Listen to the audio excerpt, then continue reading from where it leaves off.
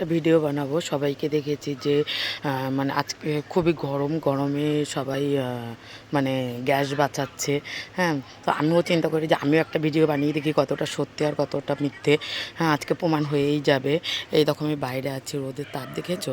আজকে আমি হাঁড়ি বিরিয়ানি বানাবো। এটা আমি ধুয়ে রোদে শুকো দিয়েছি। এই যে হাঁড়িটা প্রচণ্ড গরম হয়ে গেছে, এবার দেখা যাক কতটা কি হয়।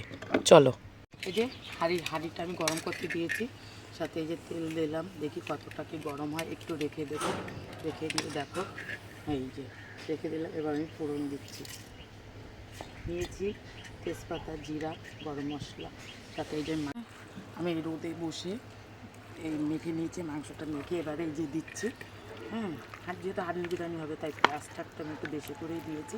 ঠিক আছে, দেখবো আজকে মানে কতটা কি হয়। তোমাদের সামনে সব কিছুই আমি ধরেছি, যে কী কী হচ্ছে সব কিছু তোমাদের সাথে আমি শেয়ার করেছি। ঠিক আছে, আধা ঘন্টা পরে এসে আধা ঘন্টা পর দেখি, দেখো বন্ধুরা কোনো কিছুই হয়নি। যারা এই ভিডিওগুলো বানায় তারা পুরো ফেক, পুরো ফেক। কেন বন্ধু, তোমাদের সামনে আমি সব কিছুই দেখালাম, যে আমি মাখা থেকে শুরু করে সব কিছু। দেখো একটু ফুটে ওঠেনি, হ্যাঁ জাস্ট হাঁড়িটা গরম হয়েছে, হাঁড়িটা গরম হয়েছে। মাংসটা ফেলে দিতে পারি না, এখন যাই গিয়ে মানে গ্যাসে বসাই, গ্যাসে বসিয়ে মাংসটা খাই। যারা এরকম ভিডিও বানাচ্ছ পুরো ফেক বন্ধু, পুরো ফেক। এই রোদের তাপ আছে সবই ঠিক আছে, কিন্তু তার জন্য রান্নাটা কমপ্লিট হয় না বন্ধু।